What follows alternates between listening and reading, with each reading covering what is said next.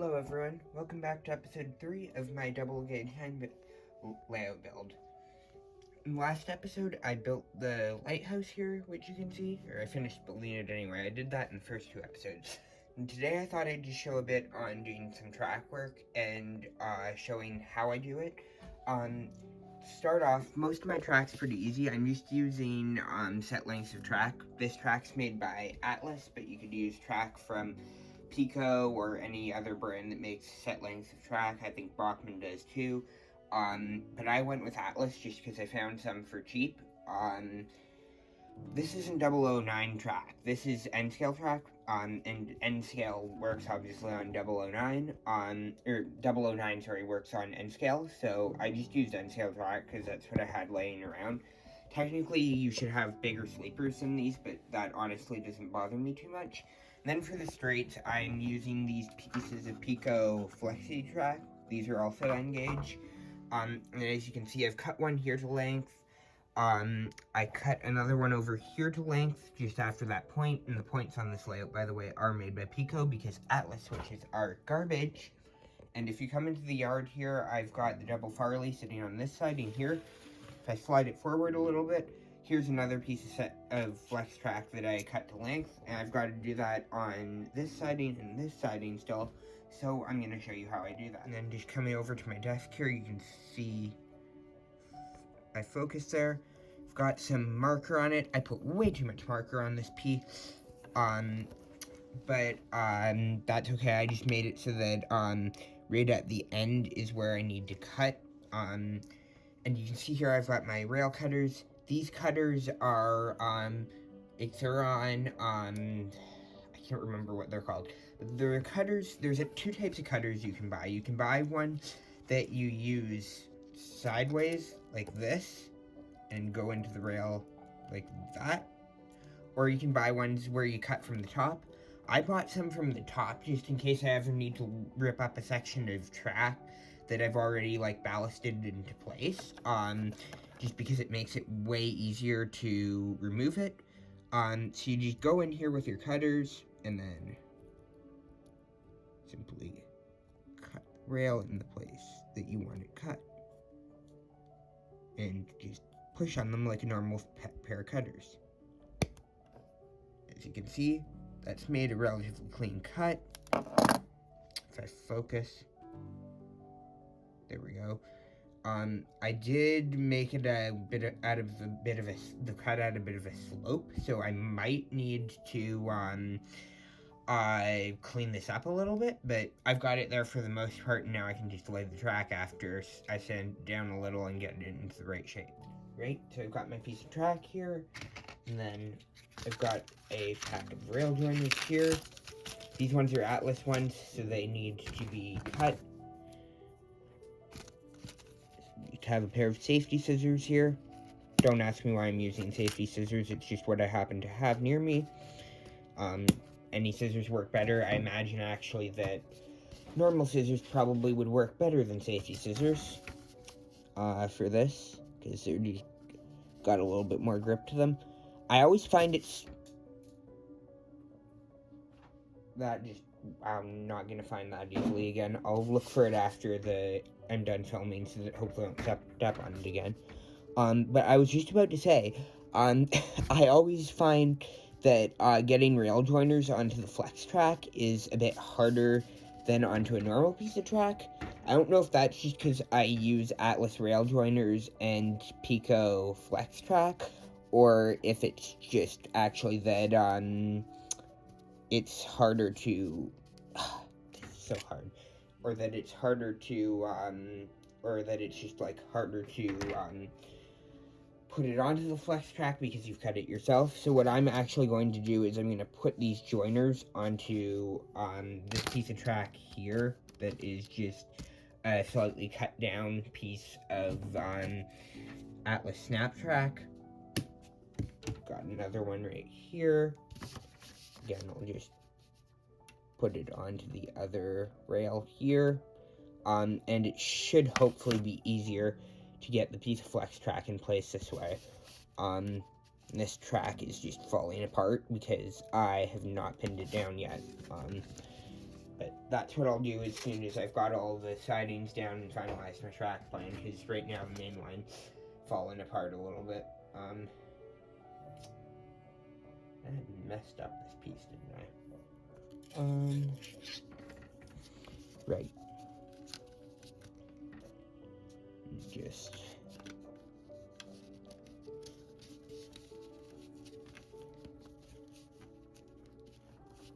try and get this into place. Just wiggle it in, which isn't working because it's pushing the rails further down on the piece of track. Which is loads of fun. I just try to push the rails down into place with my thumb so that they don't slide around too much, but this isn't working. So I am guessing I've just got to clean these rails up again a little better. What happened? This was hanging out. Might have to actually try cutting the sleepers a bit more. Hold on. Right, so as you can see here, I have got a piece of flex track here that's been already used a fair bit for some other pieces of track. So what I do is I just put a little bit of for laying it, is I just put a bit of a bend in it. Just bear with me for a second here while I grab a permanent marker.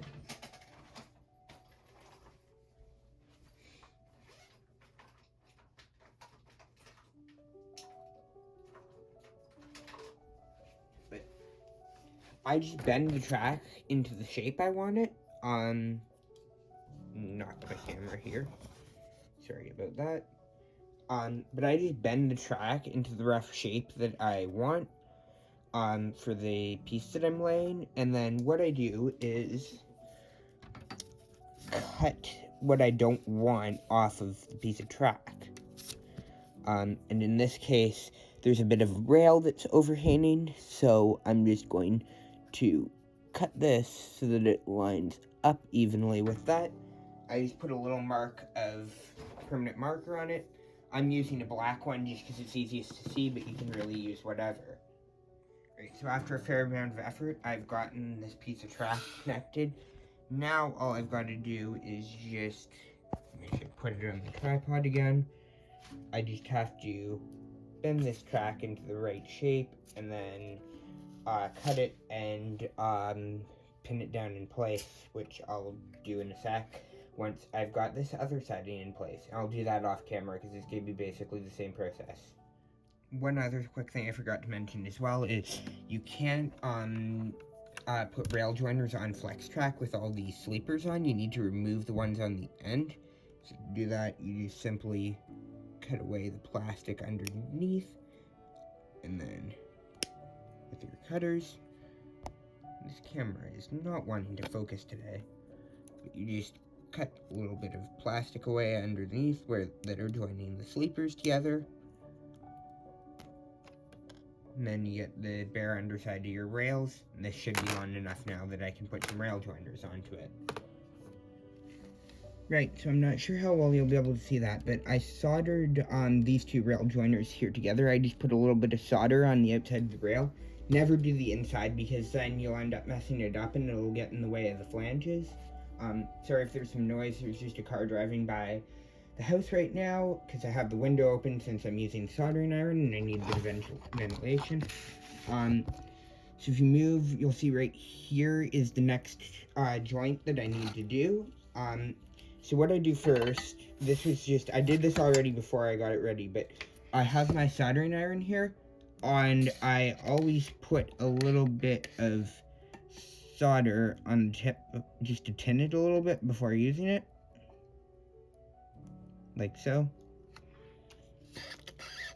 And then I come in, I've got a little bit of solder right there on the end of my tip. You cannot see that very well, but believe me, it's there. There's a big blob of solder on the end of the tip, and I just come in with the soldering iron.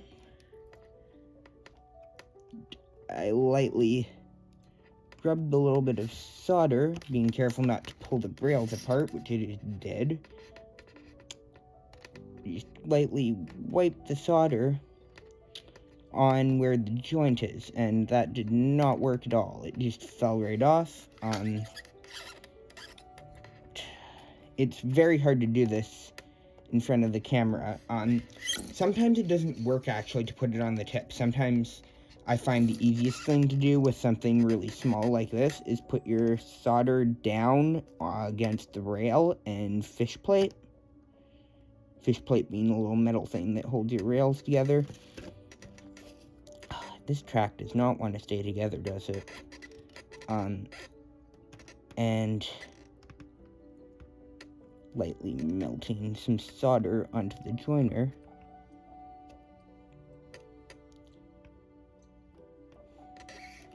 Which will eventually hold the rails together. Now, it does look very ugly. If you're doing this, you definitely want to paint the sides of your rails, which honestly I recommend doing anyways, because the sides of rails are never shiny as is.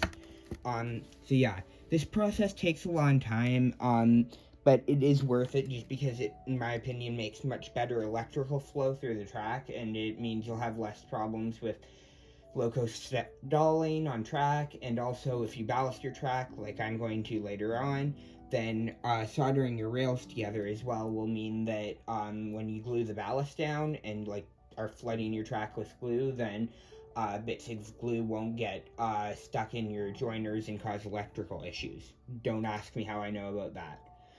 So anyways, I'll solder the rest of these joints together. Probably won't record any of this. Actually, I may do a time lapse just for it, and I'll be back soon.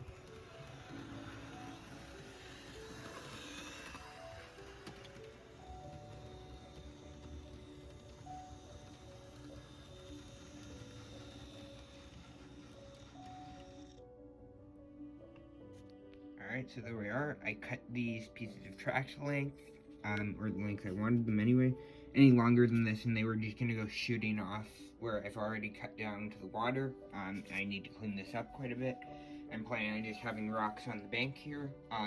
So yeah, that's the track work mostly done now. I'm just gonna do some running and try and test it out and make sure everything's working. And then I'm gonna solder all the rails together, and then I can move on to scenery. As you can see now, this double Farley is running a lot better around this loop than it was before. So, since I've now soldered all the joints together, if I just zoom in, come in here, you can see I've got bits of solder on on all the joints. The yard's still not running the most smooth. I've got to figure that out still. But the main loop is fine, and I'll just tweak the yard a bit off camera. So that's going to be about it for today's video. I hope you all enjoyed and learned something. In the next video, I'll have this yard figured out just off camera. I think I just need to clean the track a bit and solder the rails together. I'll probably show a bit of running in it in the next episode. I'll have these tracks straightened out a little better too and have them where I actually want them, because I'm not having them going all over the place like this. And then in the next episode, I think I'm going to start cutting into this cliff here down to where the water will be, and start making a rock face that will hopefully be able to somewhat match the rock base of this lighthouse. Anyways, that's it for today's video. Thank you for watching. I'll see you in the next one. Bye.